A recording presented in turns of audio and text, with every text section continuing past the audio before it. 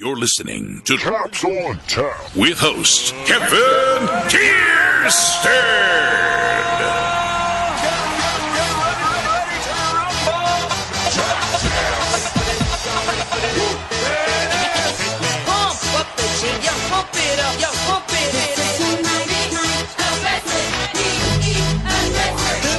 Y'all ready for this?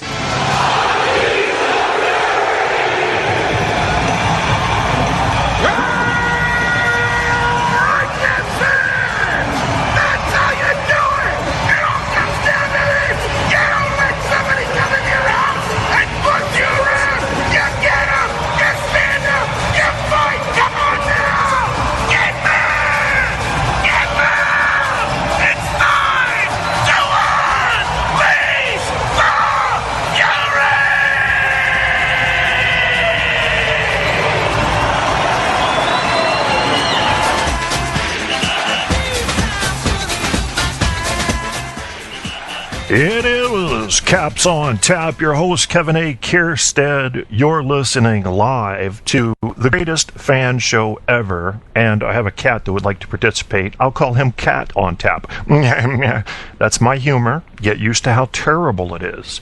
Let me make sure I'm coming through here. Yeah, we got it. I'm going to go ahead and share this show because I got some hockey friends that are going to want to get in on this. Don't have my image uploaded yet or anything, so you guys are going to have to bear with me. First show of the season, the Cat on Tap on the floor here. I can't let him speak too much because I don't think he's a huge hockey fan, although he loves when the puck goes back and forth on the ice. Pretty cool to him. Let me go ahead and share this since we are live. I'm going to share it on the Truth on Tap / Caps on Tap page. And I don't think I'm going to share it anywhere else for now. Let's see how the show goes. You know, why brag until you have a good finished product? That's my thing. This is a fan-driven show. We will talk mostly, I'm going to use those words carefully, mostly. Yes, we'll talk about the Capitals, mostly I'd say, but we're also going to talk about the NHL in general, and don't be surprised when we slip down into the AHL or the ECHL. Some recent news coming out. I guess we're in third place, the AHL Bears, and then we have the ECHL Stingrays in South Carolina. Farm teams for the Capitals. Let's find a good picture for this episode. I think OV, being the highest scoring Russian in Russian history in the NHL, deserves that honor, and for that reason, I made a Photoshop image honoring his accomplishment, past the great Sergei Fedorov, also an ex-Capital, ex-Red Wing, great player. But nobody's as great as Alexander Ovechkin. And we're going to talk a little bit about him. I'm not entirely happy with his performance lately. I said happen because Ovechkin, and I'm spelling it. It's weird how the mind works. Ovechkin, NHL, sounds like a good tag word. Capitals, spelled correctly, sounds good. Hockey, that's always a good one. And fans, that's also the best one for fifth. We'll do that. We're going to talk about some stats tonight. Just to get the show rolling. First of all, I'm going to give you two definitions here. One is what is the whole show about? Kind of talked about it already. It's just a fan-driven show. Fans on. We're going to have experts on. We're going to have dummies on. We're going to have everybody on, and we're going to be talking about the Washington Capitals. We're also going to be dipping into the NHL, especially along the lines of how the Caps fit into the NHL at a given moment in a season or the postseason. And then from there, we may go into some random hockey stuff. I want to talk a little bit about rules for new Caps fans so they can kind of get an understanding of hockey rules so you know what the hell you're looking at. There's a lot of excitement that surrounds the sport. You know, somebody that first gets into hockey, they get the fever, don't they? I got it as a kid. But they don't know what they're looking at necessarily when the whistle blows. Or why'd that happen? Or why is this guy skating slowly toward the bench? That's not cool. There are reasons for these things. We can talk about them. We're going to talk about the rules, rule changes, 3-on-3 overtime, that kind of stuff. Now, let me go ahead and get this image loaded so I can get my shit straight here. There is cussing on this show. I will warn you. Get the boss and kids out of the room. I know that's not real classy, but classy to me requires a certain amount of restraint, and restraint is not what I'm encouraging on this program. I also do another show, Truth on Tap. There won't be much crossover, as has been the case with one of my friends, Guy Shea, on the Spreaker Network, who also notices that during his sports show, he doesn't have a lot of crossover listeners from his regular show. So I understand there's not going to be much. I'm not going to talk much about Truth on Tap during the Caps on Tap show. This is going to be about hockey. It's going to be about your Washington Capitals. Your Washington Capitals. You heard the intro. It was Wes Johnson. Wes Johnson has done a little bit of voiceover work for me. I feel very honored to have had him do that for me. He's an amazing talent. He's an actor. He's the Capitals PA, announcer, public address. He's in movies. He's in Fallout 4. He does like 3 or 4 different voices in that. And he's been in a lot of video games you've played, I'm sure. You'll have to look that up. So, yes, we have some people listening already. That's good. Welcome. Caps First in Metro just took the spot. I will be pulling up some statistics. And we're going to hear a little interview later. Not sure how legal this is. It's funny because I'm going to be using an Android, not an Android, but an app, an iPhone app for playing an interview, a small interview, with Jason Chimera. And the reason I want to play this particular interview is not just because it's current news and the way he thinks, but it also illustrates his entire philosophy, because he hammers a guy in this interview. It's good stuff. Gonna play that. Pulling up the Caps on Tap statistics right now. I've got, starting to look kind of like a news studio here almost. I've got up on the TV in a second here, I'm going to have the NHL Game Center Live statistics loaded. Braden Holtby now occupies first place in the 4 measured categories of competitions they have for goaltenders. That's awesome. And those are GAA and wins. So he's way past anybody with wins. He has 15. The next closest has 12. Last time I checked. Should still be the same. GAA is down under 2. That's beautiful for a goaltender. I don't really care too much about GAA. We might talk about that later. Maybe not. Depends on what I forget. I care more about save percentage. That's what I care about. And, we may end up getting into the finer statistics of hockey as the show goes on. It probably would help if they apply. But I'm just going to try to stick to the basics. I don't want to go too deep on you.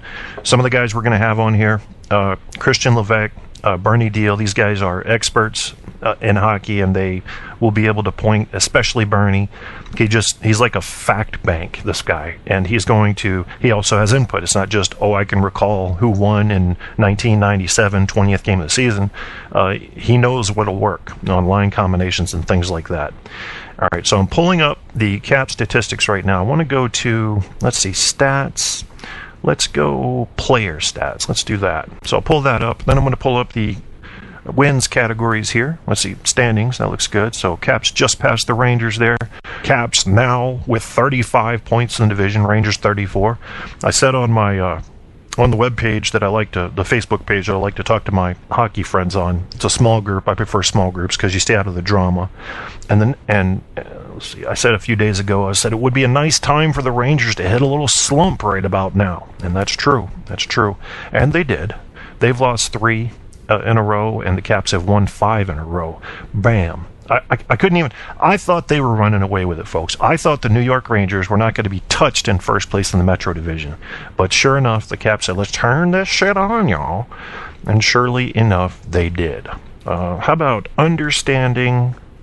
I'm going to try to do this for the lay person. That's kind of offensive, isn't it? I don't mean that. I just mean like the casual hockey fan. Understanding NHL rules. And this should break it down into language that we can all be comfortable with. Hockey for Dummies cheat sheet. I'll see if that works. In the meantime, we're going to talk about who else is chasing whom in the divisions. Metro. Capitals have first. Rangers have second. Penguins are there in third. Islanders fourth. And then in the bottom 4 spots, you have the Devils, Flyers, Canes, and Blue Jackets. In the Atlantic Division, Canadians with an awesome season so far this year. The Bastards. We play them next on Thursday. Senators nipping at the heels. Well, not really. It's 10 points back. That's not nipping at anything. Nobody's near the Canadians right now in their division. Red Wings, Bruins, and then Lightning, Panthers, Sabres, and at the bottom, Maple Leafs for the standings there in the Atlantic Division. Let's go over to the Pacific Division. Kings holding the top spot by just a hair, 29 points to 28 over the Sharks.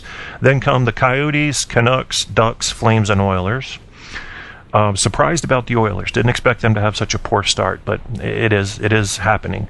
Central Division, last but certainly not least, the Stars there have a nice comfortable lead with 38 points in their division over the Blues with 33. Then come the Hawks, Predators, Wild, Jets, and my second favorite hockey team down at the bottom, the Colorado Avalanche. I'm forced to like the Colorado Avalanche because I have a lot of family that likes them. It's weird how it's pushed into you. Let's see. It's hockey rink. Don't really care. Penalties. There we go. Oh yeah. Some of these will work. Some of them are kind of silly. We're going to talk about some of the basics of hockey for you new fans. This will be repetition for you established fans. Sorry about that. I'll try to keep it short.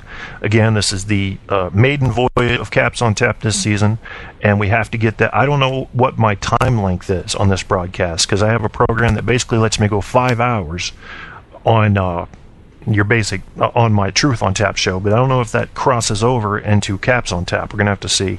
Don't know what my limit is here, so we may actually be limited to 30 minutes. We're going to find out, and I'm 10 minutes in already. I think the best thing to do right now for you semi-established fans here that would know what's going on with this interview, I want you to listen to this quick interview. This was right after we beat Toronto 4-2, and Jason Chimera gives a little interview. Now, I think what I'm going to do every show is have a little like a homework / quiz / mystery. Let's call it a mystery. That's more fun. Who was Jason Chimera talking to when he insulted someone during this interview? It's going to be for you to find out, for me to know. Let's see if I can start from the beginning. Listen to this. Jason Chimera talking to reporters right after this most recent win against Toronto.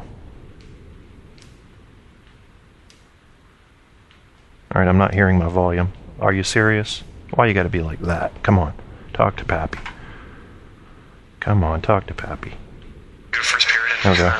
Found our legs a little bit in the second period, and thought we did a This better Jason job Chimera. managing the puck and do stuff like that. So. You guys had a couple of 4-2-1s and 5-2 during 7 and 11 last year. 6 and 1 this time around. I mean, how do you get through 3 and 4 back-to-backs in a situation like this, especially where you're coming in and facing a team that's been sitting around all day? First of all, James is not even paying attention. He's texting while they're doing interviews, so I like him to pay attention to our interview first. And anytime you pick up points back-to-back, and especially on back-to-back nights, you want to get at least 3 points out of the weekend, and to get 4 and come in here and maybe not play our best game, but find a way to win. And Holtz was unbelievable in the first period, and he made some huge saves. And that first period, if he wasn't there, it might have been 4-1 them for sure. So he kind of stood on his head for us there. How do you muddle through a game like this, just knowing that you don't have your best? And yeah, you stay patient. You keep trying to do some things right, and keep getting pucks deep, and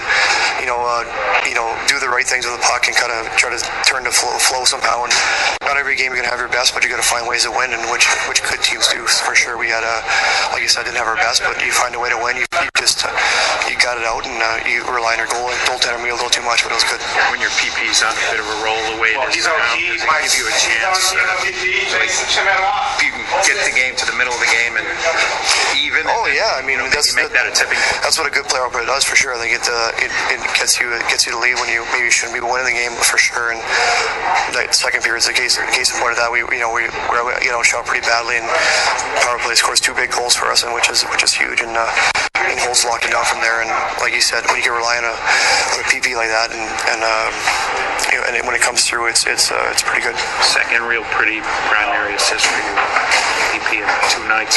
It's a fine wine, folks. Just a fine wine. Like French oak, or the new stuff, the steel cask, maybe. I don't know. It's just fun to play. I mean, anytime you're getting some chances playing a power play, and all joking aside, but it's just fun to play in a power play. We play with Coos and those guys. It's pretty easy to play with, and it's nice to help the team out for sure. And you want to prove to yourself you belong out there for sure, and you want to stay there, and you want to earn that ice time, and that's what I'm trying to do. They get that PP late. They hit a couple of pipes, and then I think you guys, your line, put a couple of big shifts late to just sort of take the air out of the ball in their end of the ice. At that point, knowing that you got a few days off ahead, are you just emptying the tank there? Yeah, I mean, it's old school cycling for sure. It's one of those things, shifts you keep on cycling, but those are fun shifts of playing for sure. I think with Berkey we killed a minute there, and then when Williams on our line we killed another minute. That's huge at the end, where you're up by 2 and that part of the game, and I mean you're just cycling away and getting those guys down. I need that still, and then start taking my stuff. But it's huge when you kill a couple minutes at the end of the game, and you went down from 5 to 4 and then 3 to 2. So kind of transition right into that. That's vintage, man. Yeah, so there's Jason Chimera. Now, you heard, I love the guy. First of all, anybody that listened to Caps on Taps last year, when Jason Chimera wasn't that popular, he wasn't doing badly, he just wasn't really standing out.